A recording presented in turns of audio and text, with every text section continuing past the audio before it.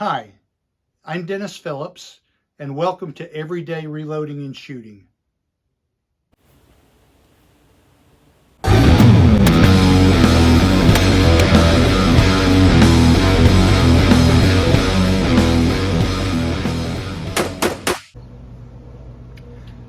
So let me give you a little bit of background on this video. Several months back, I purchased my first 6.5 Creedmoor rifle, and my intention was to reload for that. So couldn't find any components online like brass, so I purchased some Federal Sierra Match King bullets already loaded, got about 100 rounds of those, shot those, and then started reloading those and have reloaded them fine with no problem. Then recently I purchased some Lapua brass, loaded it, fired it, no problem. But when I resized those cases in my full-length sizing die, those cases were coming out with a flare on the top of the case mouth. Here's a photo right here. And the problem is that would not chamber in my rifle. You could take that case, you could fit it in there, and the bolt would not close. It wouldn't go in because that case mouth was too large for the chamber.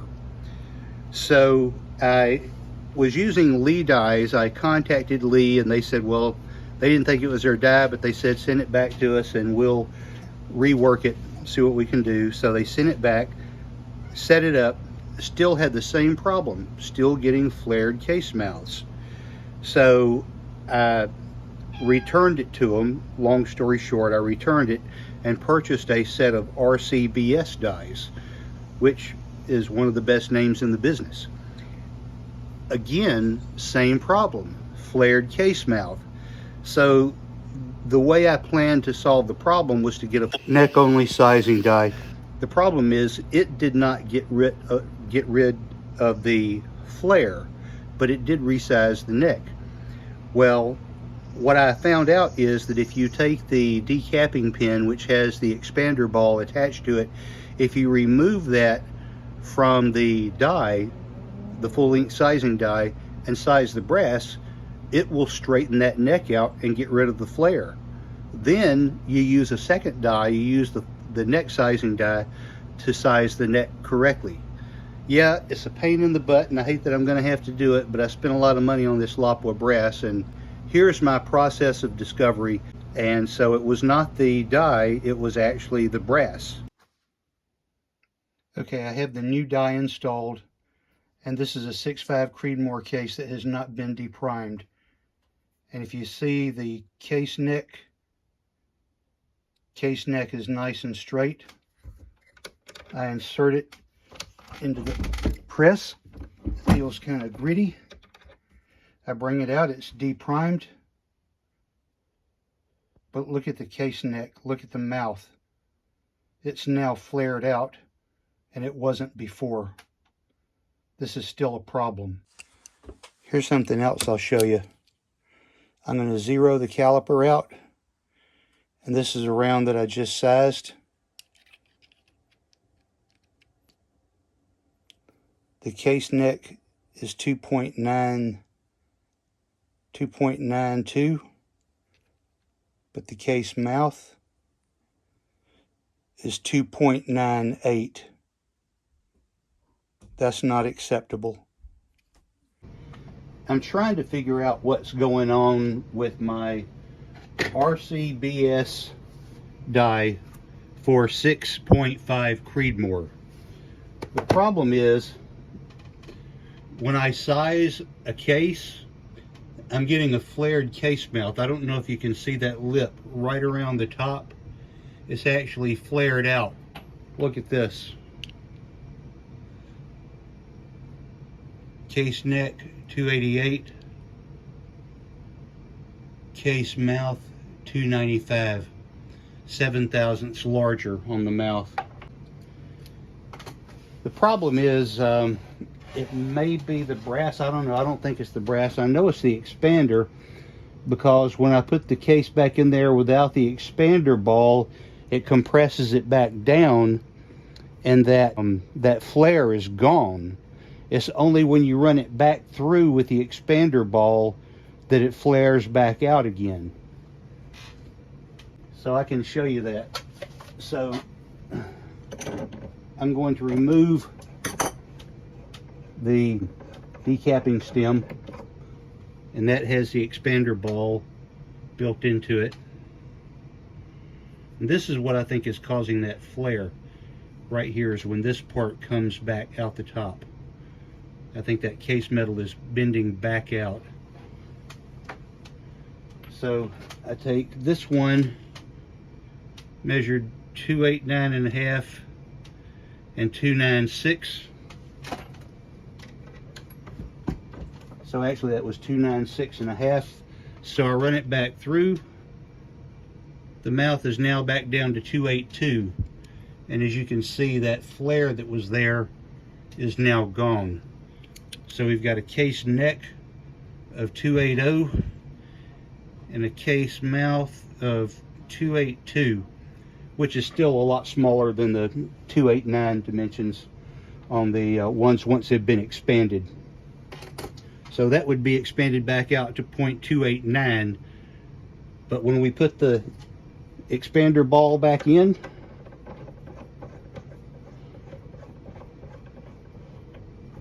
we run it through again.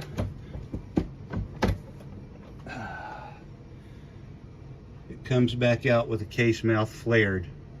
So it's got to be that expander ball that's causing this. So I'll measure the neck after sizing. It's 289.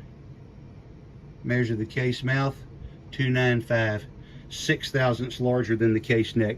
And that's why it jams in my rifle. It doesn't fit the chamber. I think the annealing may have something to do with it, because I have some cases that went through and they didn't flare the case mouth. So what I've done here is I have 3 recently fired cases of each, 9 total. I have 3 that I just totally annealed till the case mouth started to turn red, which was about 10 seconds. I annealed these for 3 seconds, and these had no annealing whatsoever. So I'm going to lubricate these and size these in the die and see how they do. The die is already correctly set up. The base of the die is like a half a turn away from the top of the ram. All right, so let's see what happens here. So I'm using lanolin and alcohol mixture to lubricate the inside of the case mouths. That will evaporate and leave behind the lanolin lubricant. The alcohol, that is, will evaporate. And then I have the RCBS lube pad, which is already has lubricant in it. So these are the no annealing. Okay, and those feel good and lubricated. These were a 3-second annealing.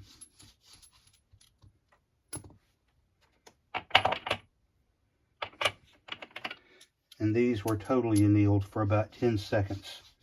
And this is alpha brass. This is once reloaded brass.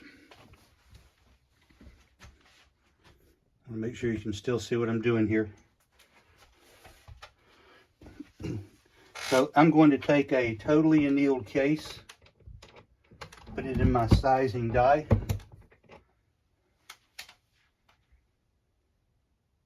And that one actually looks okay. I'll have to measure it with the micrometer, but I don't see a flaring on that one. I'm going to go ahead and do all of these.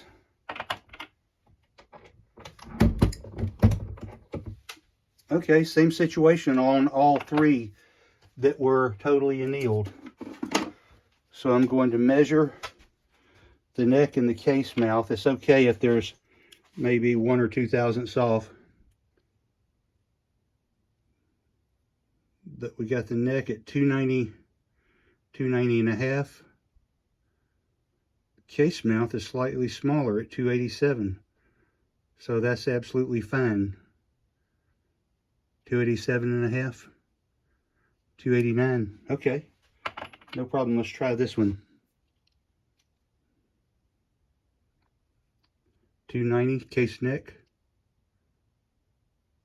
287 case mouth. That's smaller. That's actually good, because the opposite was happening before. Measuring 289 case neck, 287 case mouth. That's fine. Okay, these that were not annealed at all,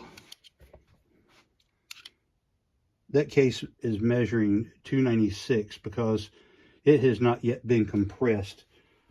Excuse me, this was the 3-second annealing, so I'm going to size these and see how they do. That one looked okay. That one looked okay. And that one looked okay. These were annealed for 3 seconds.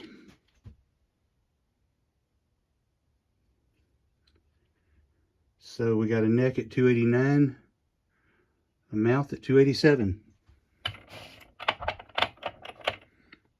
Here's the second one. Neck at 289, mouth at 287.5. So we're good there. Third one. Case neck at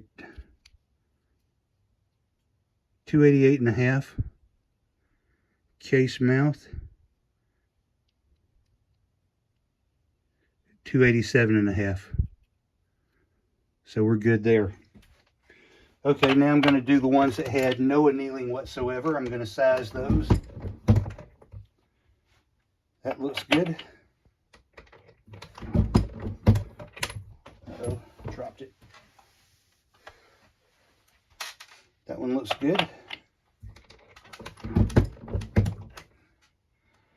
And that one looks good. Make sure I got them in the right order. Yeah, that one's done. Okay, so with no annealing, case neck 289, case mouth 287, 2,000ths under. We're good.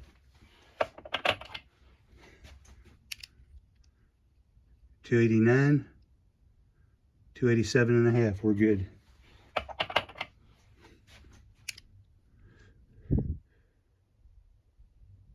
$288.5, 286. That's close enough. But look at the ones that flared. Look at some of these. Neck 289, case mouth 294.5. So that's 5.5 thousandths larger than the neck. Here's one 289, 295, 6 thousandths over. 288.5, 296, no, yeah, 295.5, so 6 thousandths over. I'm going to try running these through again. I adjusted that ram slightly. Out of curiosity, these that were flared, I'm going to see if they now unflare when I run them through a second time. Nope. This one is still flared. And this is Lapua brass.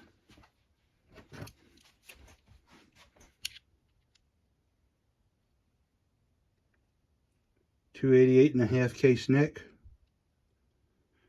296, 295 case mouth. So 6 thousandths over. Wow.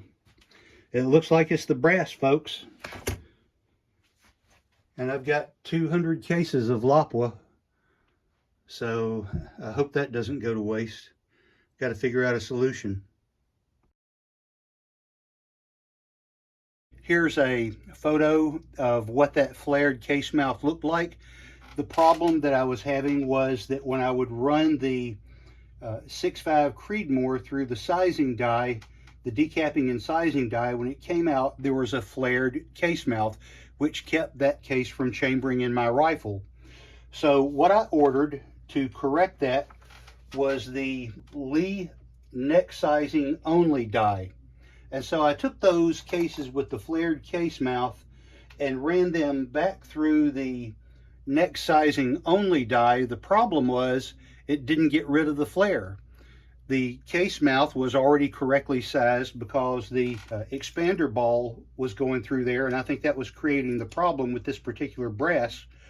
But the way I've resolved it is, what I did is, this is the resizing die for the 6.5 Creedmoor. So what I did is I removed the expander ball. I went back and reran those cases back through the resizing die, and that narrowed the case mouth again. Now, without the expander ball, it doesn't resize the case mouth, but it did push that flare out.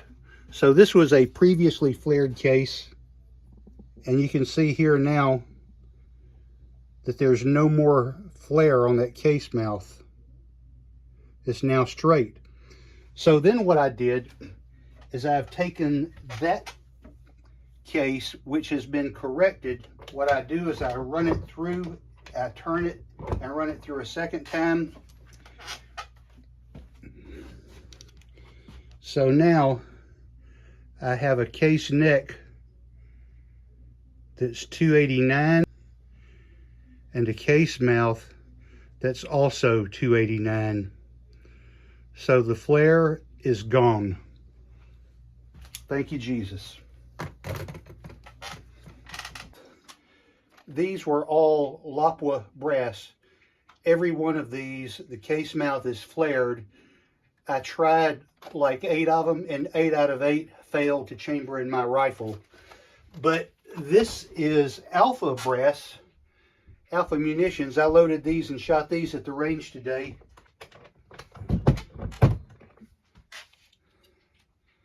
So I'll measure this. The case neck is 289. Case mouth is actually 287. So I'll show you this. 289.5 on the neck. I move to the mouth. It's 287, slightly smaller. So that's fine because the bullet will expand that. And none of these are having a flared case mouth. They're all sizing perfectly.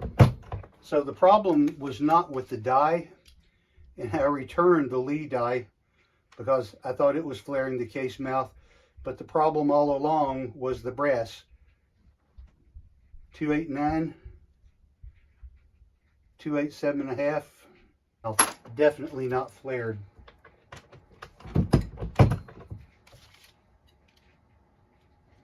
Again, 289 on the neck, 287.5 on the mouth. So these will work perfectly. So it wasn't the die after all, it was the brass, if you can believe that. If you enjoyed this video, be sure to like and subscribe. Thanks for watching.